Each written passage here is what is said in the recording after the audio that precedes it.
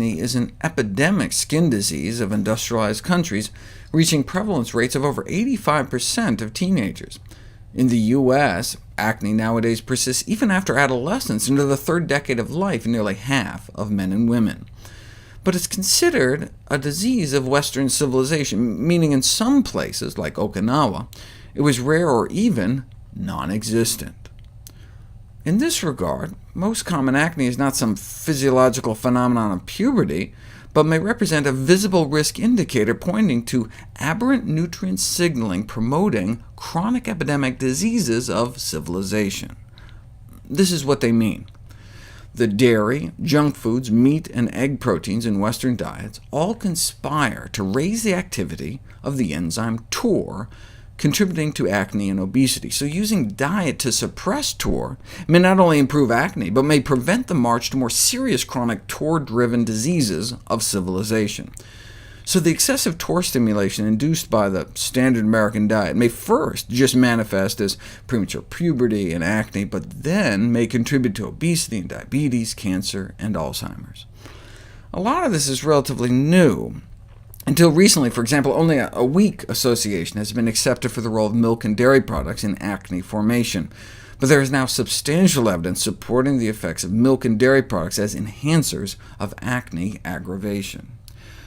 Milk is not just food, but appears to represent a most sophisticated hormone signaling system activating TOR, which is of critical concern given that TOR is recognized as a fundamental driving force for a number of diseases. But if milk is naturally supposed to stimulate TOR, why the problem?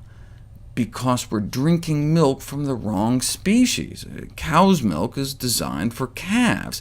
Cow infants grow nearly 40 times faster than human infants. Cow's milk has 3 times more leucine, the primary activator of TOR, so it may lead to human TOR overstimulation. It's like where they do experiments giving donkey milk to rats to see what happens. It makes no sense.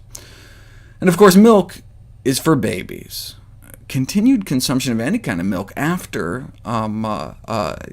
childhood, during adolescence and adulthood, is something that never really happened naturally and may have long-term adverse effects on human health.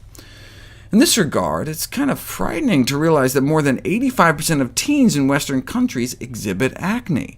This implies that the majority of our population is living with overactivated TOR signaling, a major disease-causing factor, which probably may pave the way for the development of other more serious diseases. A history of acne has been associated with breast cancer risk in women, for example, and prostate cancer in men.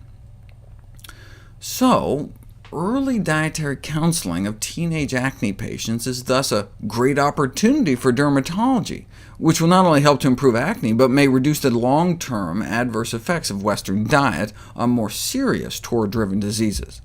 So, just like urologists use erectile dysfunction as an opportunity to save lives by putting people on heart-healthy diets, dermatologists can use acne as a way to save lives by putting people on a cancer prevention diet.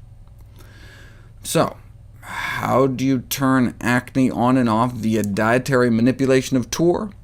A comprehensive dietary strategy to treat acne can only be achieved by higher consumption of vegetables and fruits, given preliminary evidence for the effectiveness of natural plant-derived TOR inhibitors in the treatment of acne, and the reduction of animal-derived food.